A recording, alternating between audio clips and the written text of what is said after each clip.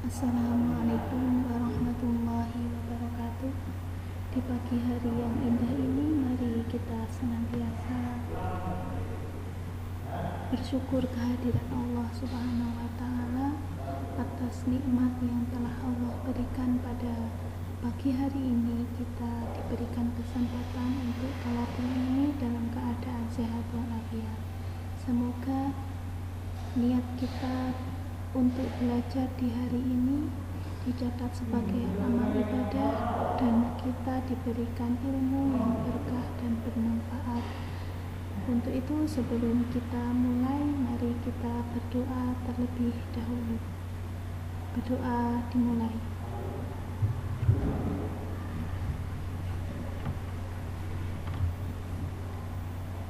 Amin amin ya rabbal alamin. Pagi hari ini kita akan belajar tentang bab 3, menghindari pergaulan bebas dan perbuatan keji.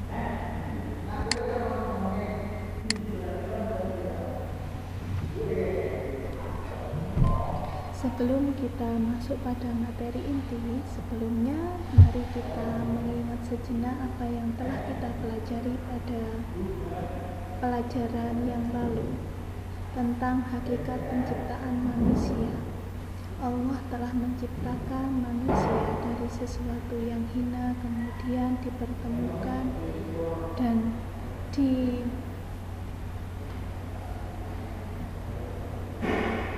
dipertemukan dalam proses pembuahan di dalam rahim seorang ibu, kemudian dirawat dengan penuh kasih sayang dalam rahim ibu selama 9 bulan. Setelah 9 bulan, manusia sudah siap untuk dilahirkan di dunia ini dengan kesempurnaan fisik, berarti kesempurnaan anggota tubuh, kesempurnaan non-fisik berupa kesempurnaan akal, pikir, kesempurnaan hati nurani kita, sehingga kita bisa mengemban amanah yang telah Allah berikan untuk beribadah kepada Allah Subhanahu wa Ta'ala. Kemudian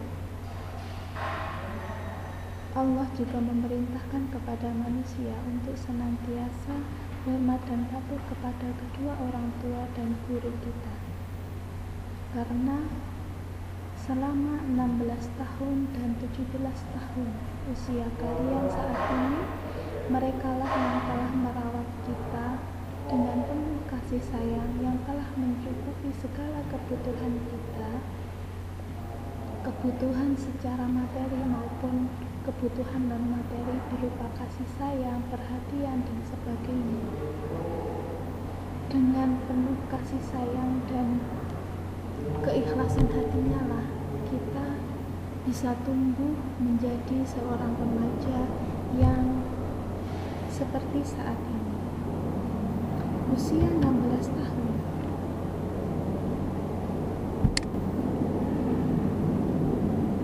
Usia 16 tahun adalah masa-masa remaja yang paling indah.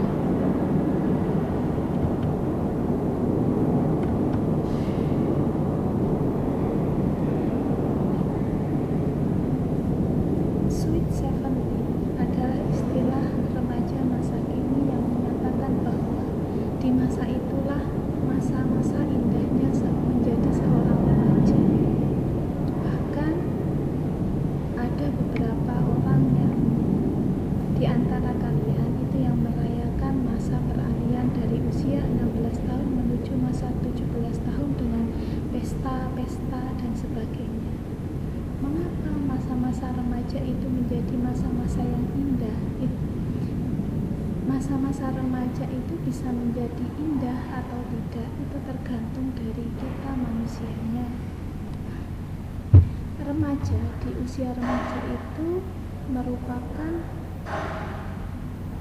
masa di mana pertumbuhan organ vital, organ-organ reproduksi manusia sudah mencapai kesempurnaannya, sehingga dia memiliki rasa penasaran yang tinggi terhadap sesuatu yang ada di sekitarnya.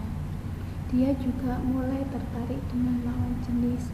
Kalau laki-laki mulai tertarik dengan perempuan, begitu juga sebaliknya, perempuan mulai tertarik dengan laki-laki. Dan itu suatu yang normal, di mana adanya ketertarikan lawan jenis. Yang tidak normal itu apabila adanya ketertarikan sesama jenis, laki-laki suka dengan laki-laki, perempuan suka dengan perempuan. Na'udzubillah min dzalik. Semoga anak-anakku sekalian tidak ada yang seperti itu, sehingga di masa-masa remaja ini manusia remaja memiliki pilihan hidup, memilih jadi seorang yang good man atau bad man. Kalau jadi good man berarti dia berakhlak yang baik, memiliki responsibility, tanggung jawab yang baik, kemudian memiliki attitude yang baik. Kalau memilih jadi bad man, seorang yang berakhlak buruk, memiliki akhlak-akhlak yang buruk, responsibility, tanggung jawabnya tidak baik, attitude-nya juga kurang daripada seorang yang good man. Kalau kita memilih menjadi good man, seorang yang baik, tentu kita memiliki konsekuensi yang kehidupan yang baik. Tapi bagaimana kalau seseorang memilih konsekuensi pilihan hidup yang buruk? Tentu dia juga akan menanggung segala akibatnya. Saat ini kita akan membahas bagaimana kalau seorang remaja memilih jalan hidup yang buruk, maka akan muncul namanya kenakalan remaja. Kenakalan remaja itu banyak sekali, di antaranya adanya seks bebas, narkoba, tawuran, balap liar, dan sebagainya. Masih banyak sekali kenakalan remaja yang lainnya. Namun pada kesempatan hari ini kita akan membahas tentang pergaulan bebas. Pergaulan bebas, siapa yang dirugikan? Mari kita simak video berikut ini.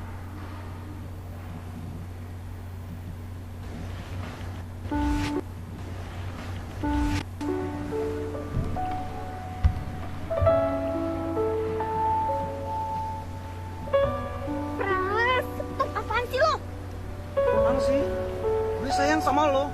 Kenapa sih? Katanya lo menjaga gue. Lo sayang apa nafsu?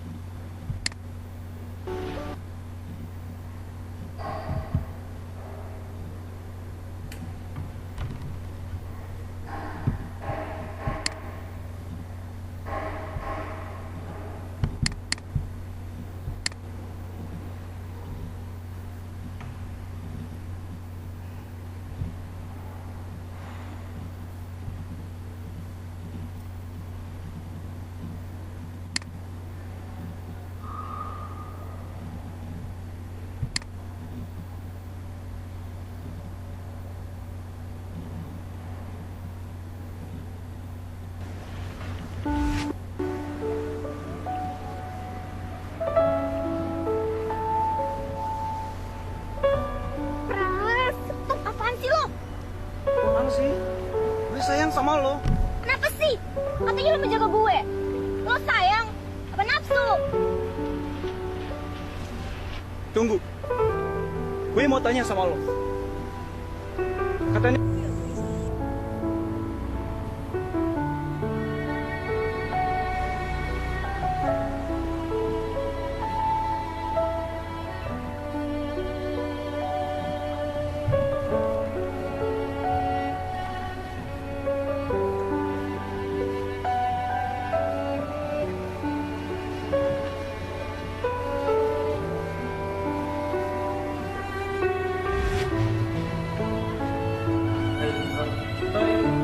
gimana?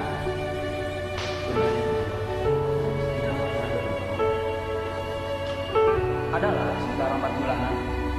Udah ngapain? Maksud lo?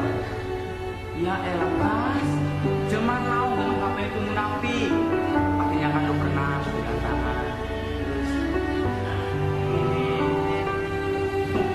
Terus nggak boleh ngapain kok. Anjir, soalnya banget lo. Nih, kita udah bersama lo ya. Cewek, kalau jadi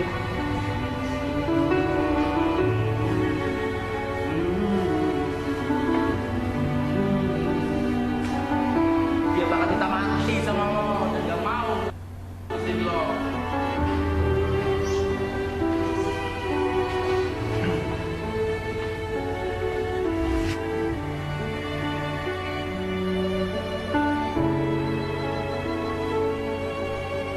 Ras, apaan sih lo? Apa sih? Gue sayang sama lo. Kenapa sih? Katanya lo menjaga gue. Lo sayang apa nafsu? Tunggu. Gue mau tanya sama lo. Katanya lo udah gak perawan lagi. Lo kan udah pernah tidur sama gue sebelumnya. Iya, gue tahu gue udah gak perawan.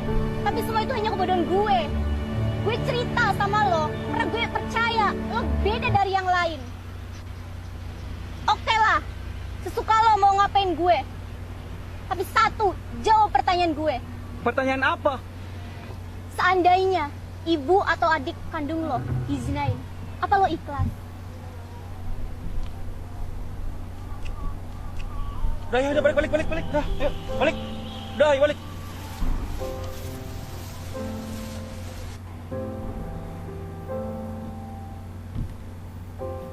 Aku memang pernah salah dan terlalu bodoh untuk jatuh kembali dalam kesalahan yang sama. Terlalu besar kepercayaan orang tua bila aku tukar dengan kekecewaan. Mungkin semua manusia pernah melakukan kesalahan, tapi apakah salah kalau aku menjadi pribadi yang lebih baik lagi? Doa lagi nih, doa yang terkenal dari Ummu Salamah.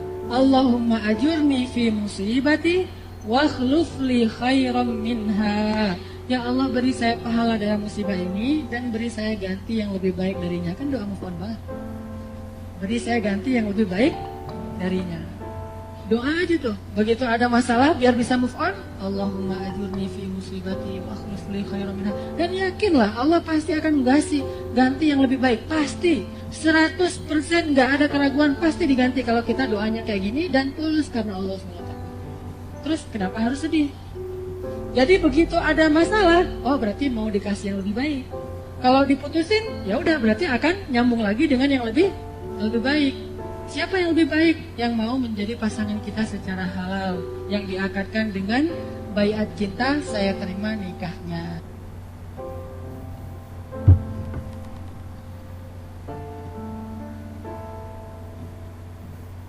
Aku buka mata ini, masih banyak sekelilingku yang perhatian dan sayang padaku. Teman di sekolah, ibu bapak guru yang mengajariku pentingnya pendidikan karakter. Jadi kita kembali lagi ke pendidikan karakter.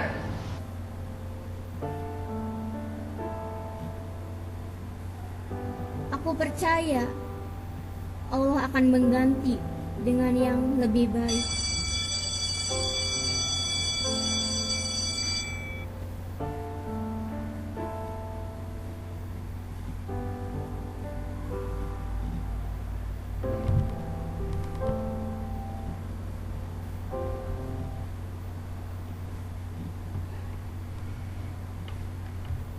Dari video ini kita jadi tahu bahwasanya pergaulan bebas itu yang paling dirugikan adalah wanita. Wanita yang tidak bisa menjaga diri akan mengalami penyesalan dalam kehidupannya saat ini dan masa depannya. Tentu siapa lagi yang akan menanggung semuanya itu selain dia. Yang akan menanggung adalah keluarganya.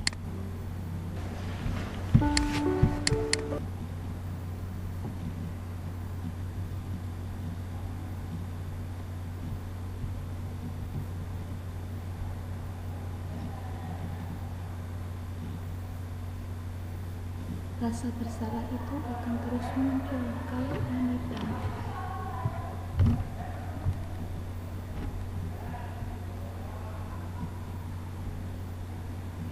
terus. Bagaimana dengan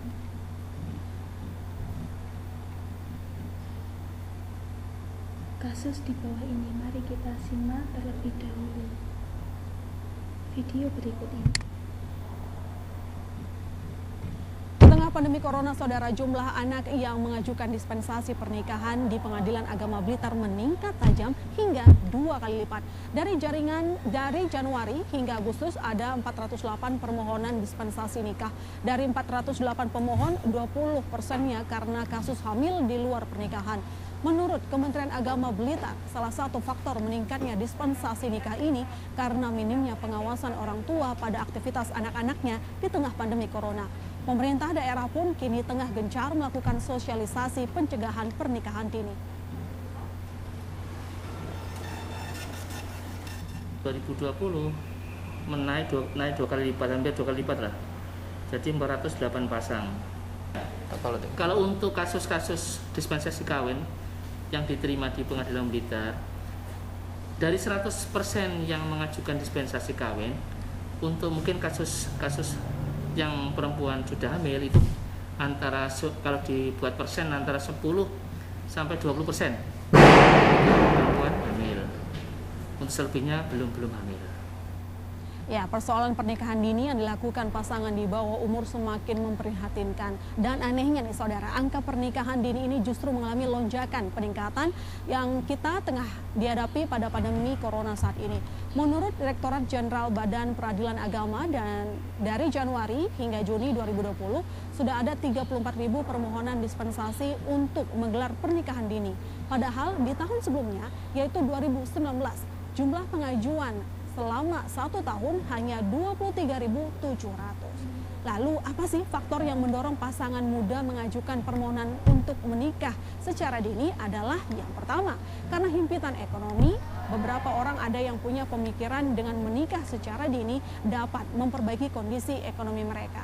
Kemudian, minimnya edukasi terkait dengan perkawinan, adanya keyakinan dari norma agama dan budaya setempat. Serta ada juga pernikahan dini untuk menghindari kehamilan di luar nikah. Dan juga saudara, yang tidak diduga, faktor penutupan sekolah selama pandemi ini ternyata juga berpengaruh meningkatnya angka pernikahan dini. Di tengah pandemi Corona, saudara, jumlah anak yang mengajukan Untuk itu perhatian orang tua kepada anak-anaknya menjadi sangat penting. Apalagi di masa pandemi seperti saat ini, perhatian orang tua menjadi sangat penting sekali. Dan anak-anakku sekalian, ketika orang tua memberikan perhatian, janganlah disalah tafsirkan. Itu juga demi kebaikan kalian.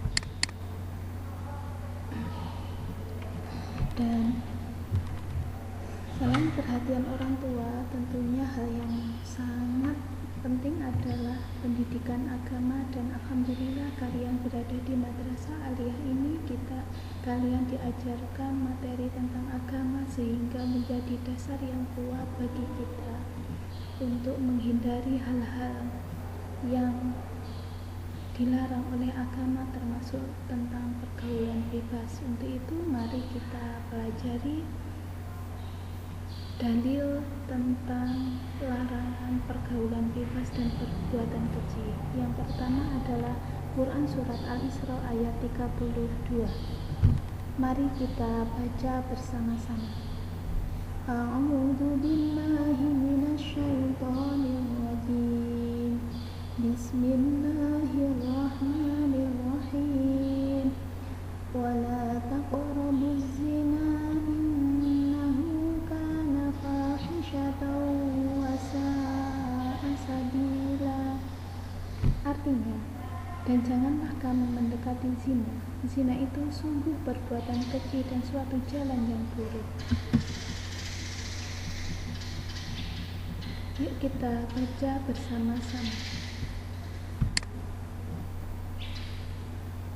ولا تقربوا الزنا إنه كان فاحشة وساء سبيلا ولا تقربوا الزنا إنه كان فاحشة وساء سبيلا. Yuk kita pelajari makna mufradatnya. Wala taqrabu, dan janganlah kamu mendekati. Zina, zina. Fahisyatan, perbuatan keji. Sa'a, buruk.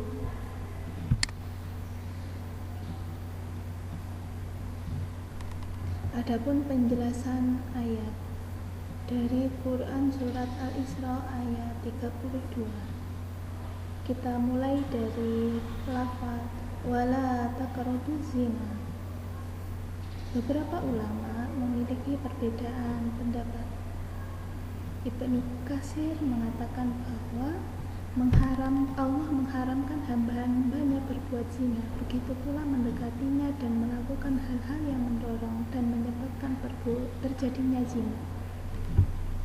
Ini berarti bahwasanya bukan hanya dari kata wala taqrabuz zina, mendekati saja tidak boleh, berarti hal-hal yang mengarah ke perbuatan zina itu dilarang. Dan Imam Qurtubi mengartikan bahwasanya wala taqrabuz zina itu artinya lebih kuat dari lafaz wala taznu. Wala taznu artinya janganlah berzina.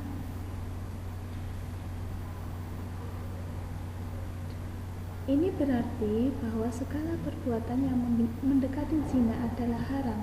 Terlebih lagi melakukan zina itu, menurut hukumnya juga haram. Kemudian Imam Asy-Syaukani dalam pelarangan zina dengan menggunakan pengantar, dan larangan ini paling kuat. Segala perbuatan menuju keharaman, maka haram pula hukumnya. Terus, apa saja hal-hal yang mendekati zina? Yang pertama adalah khalwat. Khalwat itu apa? Khalwat itu apabila laki-laki dan perempuan yang bukan muhrim berdua-duaan tanpa adanya orang yang ketiga. Maksudnya hanya berdua saja, laki-laki maupun perempuan yang bukan mahramnya berdua-duaan, itu termasuk perbuatan khalwat. Kemudian hal-hal yang mendekati zina yang kedua adalah ikhtilat. Ikhtilat itu bercampurnya antara laki-laki dan perempuan. Maka dari itu, apabila seorang laki-laki dan perempuan dalam satu majelis, tentunya suatu majelis biasanya dipisah antara laki-laki dan perempuan, kemudian diberikan satir agar tidak terjadi hal-hal yang mendekati zina. Sedangkan zina sendiri itu apa? Zina sendiri adalah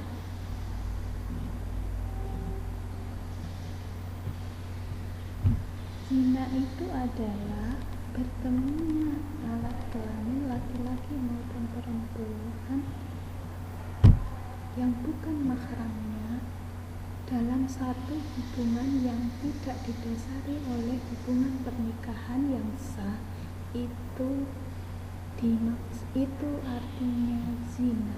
Dan na'udzubillah min dzalik, semoga kita dijauhkan dari hal-hal tersebut. Selanjutnya, innahu kana fahisyatan wa sa'a sabila. Para ulama sepakat bahwa zina itu termasuk dosa besar, karena zina itu menjerumuskan pelakunya dalam neraka jahanam. Itu benar-benar perkara yang buruk sekali dan jalan yang sangat tidak diridhai oleh Allah Subhanahu wa Ta'ala. Selanjutnya kita masuk pada bahasan Quran surat An-Nur ayat 2. Mari kita baca bersama-sama. Bismillahirrahmanirrahim.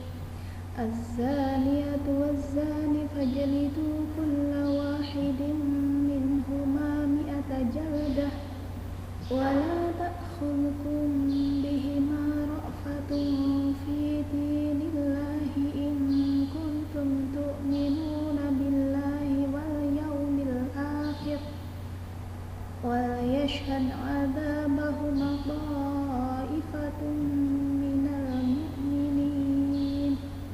Artinya, pezina perempuan dan pezina laki-laki, deralah masing-masing dari keduanya 100 kali, dan janganlah rasa belas kasihan kepada keduanya mencegah kamu untuk menjalankan agama atau hukum Allah jika kamu beriman kepada Allah dan hari kemudian. Dan hendaklah pelaksanaan hukuman mereka disaksikan oleh sebagian orang yang beriman. Mari kita belajar tentang makna mufradat Quran surat An-Nur. Az-zaniyatu, pezina perempuan, wazani, pezina laki-laki, fajlidu, deralah, ta'khudhukum, mencegah kamu, ra'fatun, rasa belas kasihan, wal yashhad, menyaksikan adzabahuma, hukuman mereka, ta'ifatun, sebagian atau sekelompok.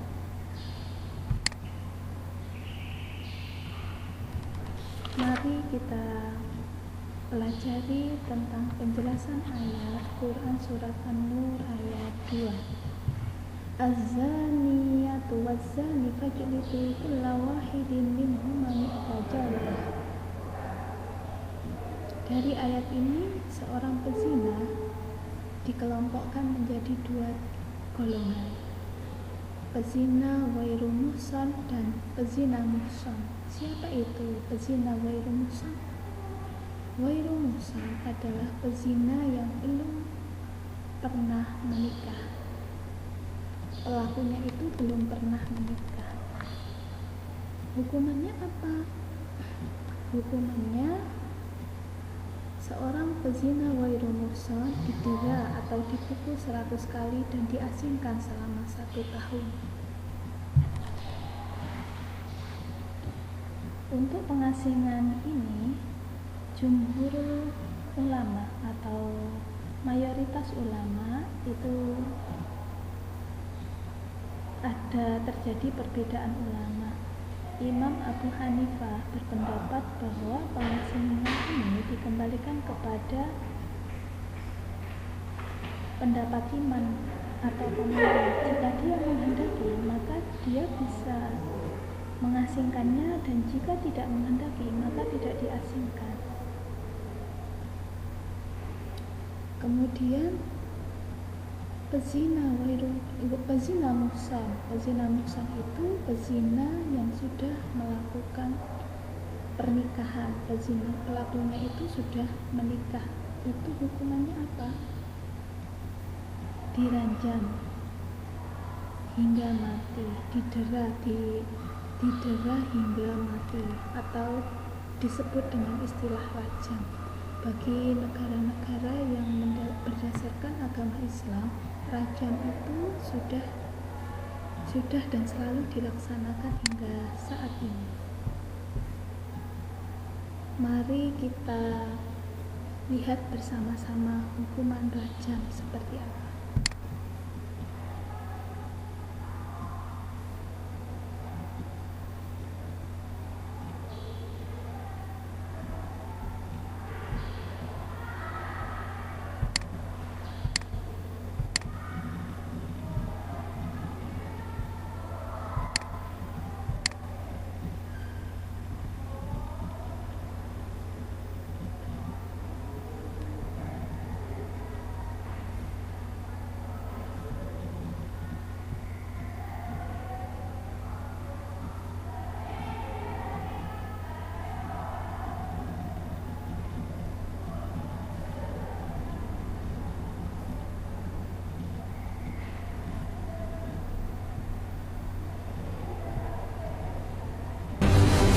Zina, Pak, tidak main-main, Pak. Makanya orang yang tidak sabar terhadap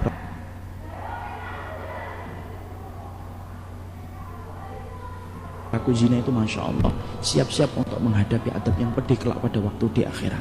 Di dunia aja berat, Pak. Hukuman rajam, kalau kita baca di dalam kitab Syarah Riyadhus Shalihin oleh Syekh Utsaimin, hukuman rajam ditaruh di dalam tanah. Orang terkunci rapat tangan dan kakinya oleh tanah, sisa kepalanya saja. Dia persiapkan batu, tapi batu yang dipersiapkan tidak boleh batu yang besar, yang sekali jatuh ke kepala pecah batu, pecah kepalanya langsung mati, tidak boleh. Batu yang sedang kecil-kecil, kerikil-kerikil gitu, sebulan tidak mati-mati, tidak boleh juga. Tapi batunya yang sedang. Kemudian Syekh Utsaimin menerangkan, kenapa batunya harus yang sedang? Supaya ketika dilemparkan kepada orang yang sedang berzina, ketika dirajam, dia tidak langsung mati. Dia merasakan dulu perihnya ketika dilempari itu, dari ujung rambutnya sampai ujung jempolnya. Sebagaimana nikmat yang dia rasakan ketika dia berzina, ujung rambutnya sampai ujung jempolnya itu merasakan semua kenikmatan yang haram, dan tidak ada kenikmatan yang paling dibenci oleh Allah kecuali kenikmatan yang jatuh dan didapatkan ketika orang itu berzina. Makanya sampai sedahsyat itu, Pak. Makanya sampai kemudian para salaf itu berkata, azina dainun wa qada'uhu fi ahlihi. Zina itu utang, Pak. Zina itu utang. Siapapun yang pernah berzina dengan seseorang, maka dia akan hutang. Anak-anaknya ada yang nanti dizinai sama orang. Makanya Imam Syafi'i rahimahullah ta'ala, sampai kemudian beliau kalau sudah disebutkan dosa tentang zina, berubah wajahnya dan berkata, al-bala, al-bala, al-bala. Imam Syafi'i itu kalau sudah disebutkan kata zina, Pak, tidak ada kata yang disampaikan kecuali satu, bala, bala, dan bala. Sampai tikus yang ada di dalam rumah itu akan mendapatkan balaknya ketika penghuni rumah itu melakukan zina. Sampai tikus di dalam lubang itu. Saking kerasnya adab yang diperlakukan kepada orang yang berzina. Makanya tidak main-main zina itu. Makanya sampai orang yang bertobat sekalipun kalau sudah berzina, Pak, kalau sudah bertobat itu tidak menghapuskan jejak zinanya. Contoh, A nikah sama B, lahir C dari hasil zina, bukan. A zina dengan B, lahir C. A dan B tobat. C itu masih merasakan akibatnya. Apa akibatnya? C itu tidak bisa bernasab kepada bapaknya. Tidak bisa C bin A. Tidak bisa. Saling mewarisi? Tidak bisa. Saling kemudian menikahkan nanti ketika C ini nanti menikah? Tidak bisa. Kenapa? C ini nasabnya bukan kepada bapak, tapi nasabnya kepada tempat tidur, tempat tumpahnya air ketika berzina. Walaupun dia sudah bertobat. Makanya saya ketika menerangkan tentang daurah masalah zina detail gitu, di salah satu kawasan di Jakarta ada yang keluar dari nangis, meluk saya dan berkata, saya sudah menduga ini pasti tentang zina. Nangis, beliau berkata, saya punya anak Ustadz Putri kelas 3 SMP, dan saya dulu mendapatkan itu di luar pernikahan, Masya Allah. Tapi saya sudah bertobat sama istri saya, tampilannya sudah berubah, Pak. Orang mungkin nggak menduga. Bolehkah saya, Ustaz, nanti kalau putri saya menikah, saya nikahkan, Ustaz? Tidak bisa. Kalau saya bisa hapuskan hukumannya, saya hapuskan, Pak. Tapi hukum Allah tidak bisa dihapus. Bapak harus sabar, dan itu merupakan bagian dari proses Bapak tobat. Nangis, apa yang bisa saya lakukan? Tidak bisa saya lakukan apa-apa. Di sebelah dari para ulama mengatakan apa? Dosanya zina tidak menghapuskan jejaknya. Saking beratnya itu. Makanya tidak ada aturan, Pak, detail yang mengatur hubungan laki-laki dan perempuan kecuali apa? Islam, Pak. Kenapa? Karena semangatnya Islam itu menutup rapat pintu berzina. Sampai kita dapatkan kan, Masya Allah, dalam Islam diatur laki-laki dan perempuan. Sampai di masjid perempuan harus di belakang, laki-laki di depan. Perempuan ketika mengingatkan imam tidak boleh dengan suara, tapi harus dengan telapak tangan begini. Laki-laki baru boleh dengan suara supaya tidak menimbulkan fitnah bagi laki-laki ketika mendengar suara itu. Bapak kalau jalan tidak boleh di belakang perempuan, Pak, kalau menurut salafus saleh itu. Karena sesungguhnya para ulama itu mengatakan kafa bil aib, cukuplah orang itu aib kalau kemudian dia jalan di belakang perempuan, Pak. Kenapa? Orang yang jalan di belakang perempuan, setan itu nempel pada belakang perempuan dan menjadikan belakang wanita itu tampak indah. Insya Allah sampai segitunya, Pak. Makanya kalau bapak jalan tiba-tiba di depannya akhwat-akhwat, tolong malah jangan dinikmatin di belakang. Disalib akhwatnya, dan akhwatnya itu kalau disalib jangan GR. Ih, ikhwannya ngejar saya, bukan ngejar kamu. Dia mau nyalip kamu. supaya kemudian tidak di belakangnya. Masya Allah, Pak. Sampai urusan itu, sampai bapak ketika punya istri boleh nggak mesra-mesra di depan orang? Nggak boleh, Pak. Mencium jidat istrinya di depan orang, ciuman, walaupun itu istrinya. Lu itu istri saya sendiri, Ustaz. Lu yang bilang istri tetangga itu ya sopo. Tapi tidak boleh, karena Nabi tidak boleh, karena Nabi tidak pernah memperlihatkan kemesraan itu di depan rumah. Semua kemesraan itu di balik rumah, di balik pintu.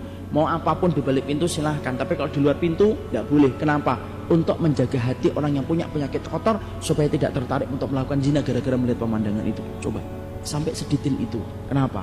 Supaya menghindarkan orang dalam zina. Ya qalbu ma zilta tabki ala habibin jafaka wa sirta fi rakbi layla wa lahdhiha idh ramaka wa taratir ruhu shaw.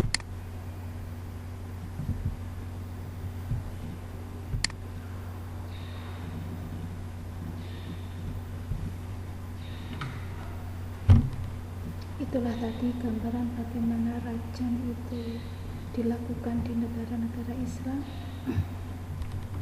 dan bagaimana beratnya jadi seorang pezina, bagaimana dampaknya. Semoga bisa menjadikan pelajaran bagi kita untuk tidak sedikit pun mendekat hal-hal yang dilarang oleh Allah. Selanjutnya, wala ta'khudhukum bihima ra'fatun fi dinillahi in kuntum tu'minuna billahi wal yawmil akhir. Janganlah engkau merasa belas kasihan kepada keduanya mencegah kamu untuk menjalankan agama atau hukum Allah. Imam Mujahid mengatakan bahwa penegakan hukum apabila sudah diangkat ke pengadilan maka haruslah dilaksanakan dan jangan dibatalkan. Dan jangan jadikan rasa belas kasihanmu kepada mereka itu untuk mencegah untuk tidak melaksanakan hukuman itu. Kemudian dalam lanjutnya, wala yashhad 'adzabahum qa'ifatun minal mu'minin. Hendaknya pelaksanaan hukuman mereka disaksikan oleh sebagian orang-orang yang beriman. Ya, dalam film tadi pelaksanaan hukumannya dilaksanakan secara terbuka, semua orang melihat. Dan tadi pelemparan batu pertama dilaksanakan oleh siapa? Oleh ayahnya, oleh keluarganya. Dan ini merupakan suatu tamparan yang berat bagi pelaku zina. Orang tuanya saja tidak menginginkan kehidupannya. Itulah dampak berat orang-orang yang melakukan zina. Hasan Al-Basri menjelaskan bahwa pelaksanaan hukuman disaksikan secara terang-terangan di tempat terbuka. Hikmahnya apa? Ini merupakan upaya preventif atau pencegahan agar orang lain tidak melaksanakan hal yang serupa. Dan ini juga jadi pelajaran bagi kita semuanya. Zina adalah perbuatan keji dan harus kita jauhi bersama. Bukan hanya ingat, bukan hanya zinanya saja, tapi hal-hal yang mengarah ke perzinahan. Hati-hati dengan matamu, hati-hati dengan hatimu, hati-hati dengan segala anggota tubuh yang kita gerakkan untuk melakukan zina. Meskipun itu dari hal-hal yang kecil, tentu hal tersebut yang akan mengarahkan kita kepada perzinahan jangan dilakukan. Selanjutnya hadis tentang perbuatan zina. Mari kita baca bersama-sama. Bismillahirrahmanirrahim. An Abi Hurairah radhiyallahu anhu qala an-nabiy sallallahu alaihi wasallam la yazni az-zani hina yazni wa huwa mu'min wa la yashrabu al-khamra hina yashrabu wa huwa mu'min wala yasriku hina yasriku wa huwa mu'min wala yantahibu nuhbatan yarfa'un nasu ilaihi fiha absarahum hina yantahibuha wa huwa mu'min. Rawahu Bukhari.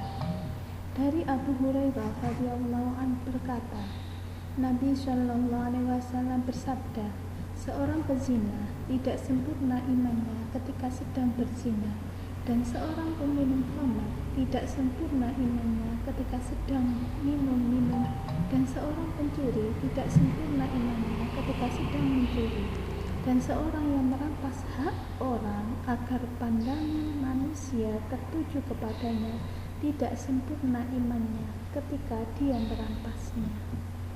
Dari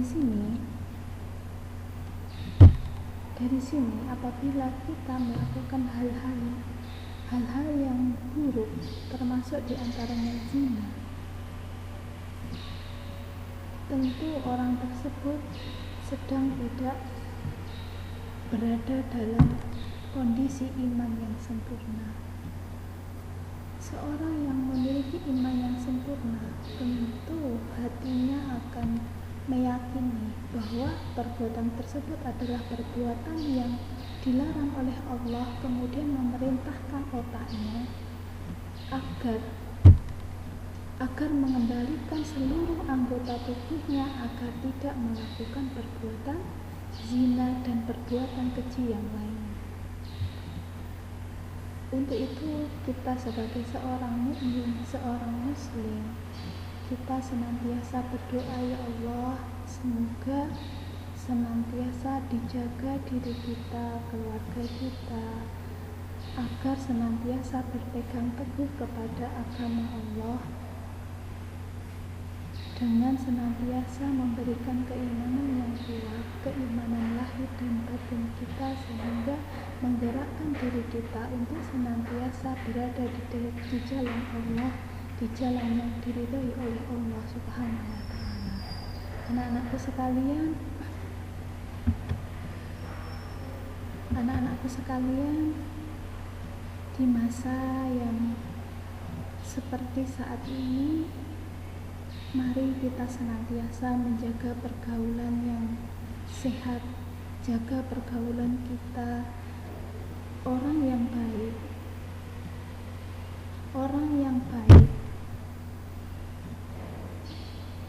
Ketika kita melihat orang lain, orang yang baik buruknya seseorang itu dilihat dari siapa temannya. Apabila kita berada di dekat pembuat roti, tentu kita akan mencium aroma wanginya. Apabila kita berada di dekat tempat sampah, tentu kita akan mencium bau busuknya. Untuk itu, pilihlah teman yang baik, jaga pergaulanmu sebelum akhirnya menjadi penyesalan di kemudian hari. Anak-anakku sekalian, itulah tadi penjelasan materi kita tentang menghindari pergaulan bebas dan perbuatan keji, dan semoga kita senantiasa dijaga oleh Allah dari hal-hal yang dilarang oleh Allah, dan senantiasa dikuatkan hati kita untuk senantiasa berpegang teguh kepada ajaran Allah. Mari kita akhiri pembelajaran kita ini dengan doa kafaratul majlis. Subhanakallahumma wa bihamdika astaghfiruka wa atubu ilaik. Akhiru kalam, wabillahi taufiq wal hidayah wal ridha wal inayah.